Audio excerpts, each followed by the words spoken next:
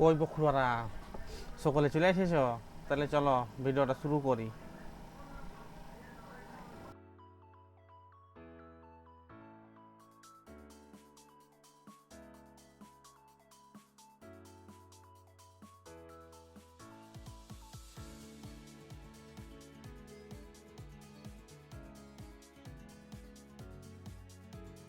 বাংলাদেশ আবার কামতে শুরু করেছে। কিভাবে কামছে দেখুন, দুই বাংলাতেই বৃষ্টি হয়েছে। পশ্চিমবাংলাতেও বৃষ্টি হয়েছে, আবার বাংলাদেশেও বৃষ্টি হয়েছে। কিন্তু পশ্চিমবাংলার বৃষ্টিটা হচ্ছে খুশির বৃষ্টি, আর বাংলাদেশের বৃষ্টিটা হচ্ছে কান্নার বৃষ্টি। আপনারা বলবেন কান্নার বৃষ্টি কেন? কান্নার বৃষ্টির কারণ বাংলাদেশের যে বাপ রয়েছে পাকিস্তান তারা চ্যাম্পিয়ন্স ট্রফি আয়োজন করবে বলে ঠিক করেছিল। কিন্তু এখন ভারতের বিসিসিআই, আমাদের ছোটু জয় শাহ, সে কি বলেছে, আমরা পাকিস্তানে যাব না। পাকিস্তানে যাব না যেহেতু বলেছে, আইসিসিকে এরা বলেছে। আইসিসিকে বলা মানে ভারতের রিকোয়েস্ট নয়, কিন্তু এটা মনে রাখতে হবে।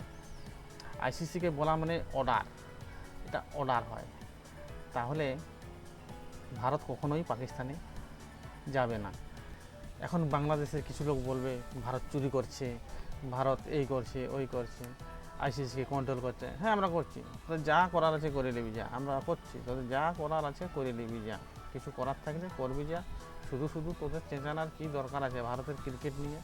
ভারতের ক্রিকেট নিয়ে চেঁচানোর তোদের কোনো অধিকার কেউ দেই নাই, মনে রাখবি। আমরা দুই বাংলার যতগুলো বাঙালি আছি সবাই কিন্তু বাংলা ভাষায় কথা বলি, আমরাও বাংলা ভাষায় কথা বলি। আবার ওই পারে যে আছে, পদ্মা নদীর ওই পারে যে বাংলাগুলি আছে, তারা কি বাংলা ভাষায় কথা বলে না কাংলা ভাষায় কথা বলে? কাংলাদেশ, এখন কাংলাদেশ বলে যে বৃষ্টি হচ্ছে, এই বৃষ্টিটাও নাকি ভারতের লোকেই করে দিয়েছে। হ্যাঁ, আমরাই করে দিয়েছি, আমরা উপর থেকে মুটিয়ে দিয়েছিলাম, ওইটা তোদের গায়ে পড়ছে আজকে, বৃষ্টি হয়নি। একদিন একটা ক্রিকেট সাংবাদিক প্রশ্ন করেছিল, কে বড় ব্যাটসম্যান, বিরাট কোহলি নাকি বাবর আজম? তো কাংলারা কি বলেছিল, বাবর আজম। বাবর আজম তোদের বাপ হয়, বাবর আজম, বোকা চোদা। কোহলির মতো ব্যাটসম্যান আছে কেউ দুনিয়ায়? হ্যাঁ, তোরা বলছো বাবর আজম। লজ্জা করে নাই তোদের বলতে?